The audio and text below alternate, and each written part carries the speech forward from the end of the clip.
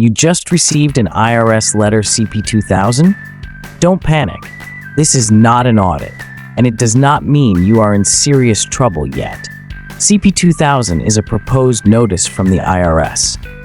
It means the IRS found a difference between the income you reported and income reported by employers or banks. You may have missed a W-2 or 1099. There could be a simple math mistake, or income was reported incorrectly under your name. Yes, but it is fixable.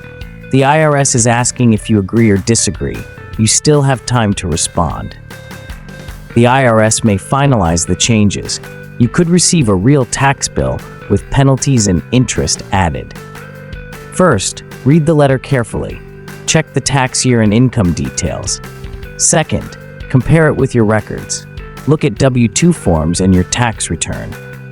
You can agree and pay, set up a payment plan, or disagree and send proof. Always respond before the deadline, usually within 30 days. If you can't pay right now, do not ignore the letter. IRS payment options are available. CP2000 does not mean jail. It does not freeze your bank account. Millions receive this letter every year. Respond on time. Keep copies of everything. Get professional help if needed.